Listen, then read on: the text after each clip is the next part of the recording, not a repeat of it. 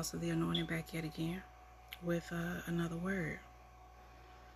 Excuse me, y'all. I just washed my face. You know what I'm saying? Doing my morning routine, spending time with God. And the Holy Spirit said something in my spirit. You know how when people see that you have certain things and they ask you, oh, can I borrow this? Can I use this? And when he brought this into my spirit, I was actually brushing my teeth. You know what I'm saying? I don't want to be foul-mouthed going to the Lord. I want it to be a sweet sound in his nostrils and his ears, and, you know, say all that good stuff. I said, they brought this into my spirit. It was like, you know how when you have certain things, like especially, let's just for instance, toothpaste. I use a specific brand of toothpaste. And that brand is quite pricey. And you know how people be like, oh, I didn't bring this. Can I borrow some of yours? Yeah, sure. And then they end up using the whole thing. And then when you ask them kindly to replace it, they get you either some cheap replica or not the brand. And they was like, oh, that's all I could afford. The stuff that you use is expensive. You knew that when you asked me to use it, knowing you couldn't pay to replace it. And I'm just like, when they do replace it, it's something, oh, this is expensive. This is all I can afford. Here you go. That's not what I gave you. That's not what you asked for. Like, you have no problem asking for it. But you want to replace it with something cheap, knowing that you can't afford it, but you want to use it. You want to use something that'll give you a long-term relief, but it's a short term to purchase it. Like, how did the Holy Spirit give this to me? Like, you get something cheap hoping it'll have a long lasting effect, but if you get the stuff that's a little bit more pricey, it'll have a much better long-term effect, so it doesn't affect you negatively in the long run. It'll have a much more positive effect when you're getting the cheap stuff that'll in the long run wouldn't have been beneficial for you anyway. And I said, Holy Spirit, why are you bringing that into my remembrance? Like, what is up with, like, I'm not trying to cry over toothpaste. Like, the people that know of God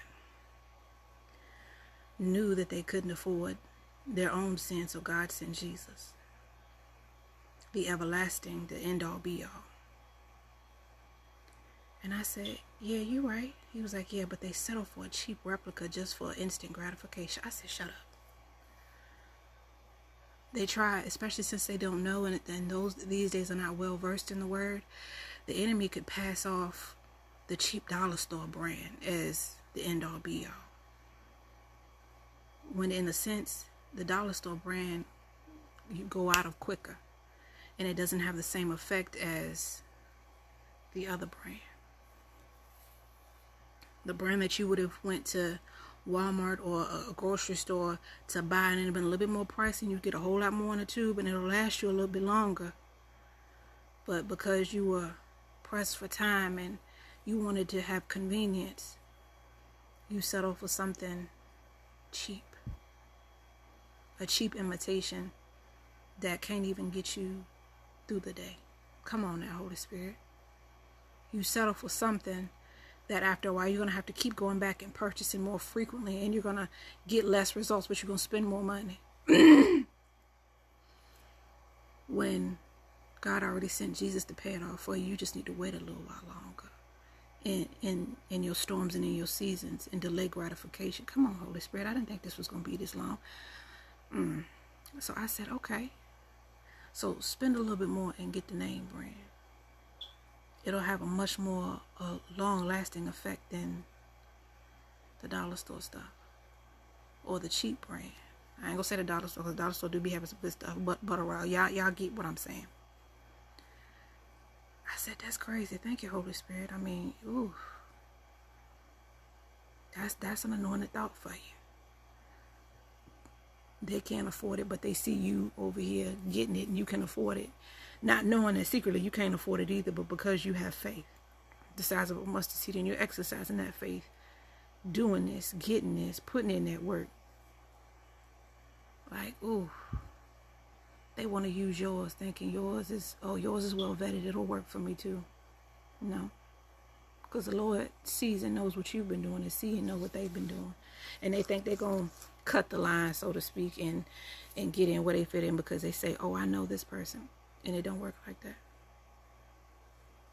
Come on now. If that ain't a word for you this morning.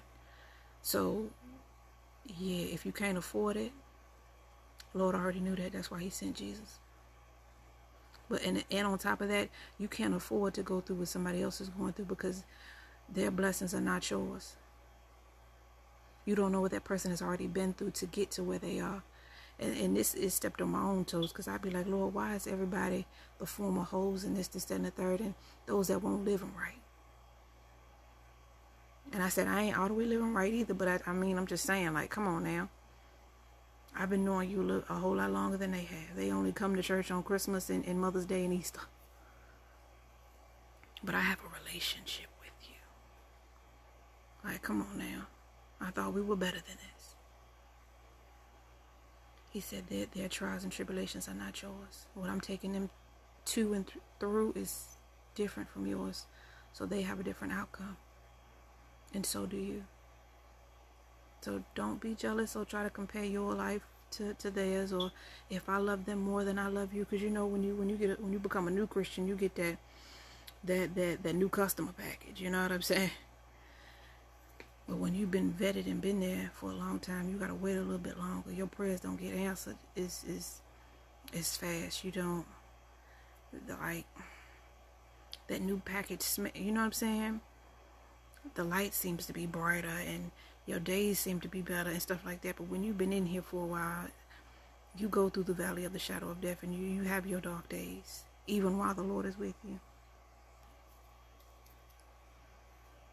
So, yeah, thank you, Holy Spirit. I didn't think this was going to be this long. So you can't always afford what somebody else has because you were built different than they were to withstand all of the following. And even when you try to take it and then that which comes with it, come on now, that which comes with all of what they have and what they ask for, you be like, dang, matter of fact, no, they can have this back.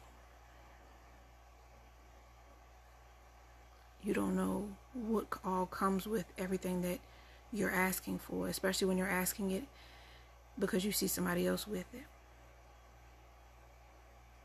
When you ask for a husband, when you ask for a wife, when you ask for a business, you don't know all of what comes with that, the good, the bad, and the ugly, and the indifferent. You're going to have some days where you feel like, all right, Lord, I'm your favorite child today, and the next day I'm his red-headed stepchild. Other days you're going to feel like you are the one that got left behind and he with the 99, even though he says that he leaves the 99 to go after the one. You're going to feel like I ain't that one today. Ugh. Well, that is my anointed thought today. Can you afford what you're asking to borrow from other people? Or even can you afford what you're asking for? Y'all stay gifted and heavily lifted.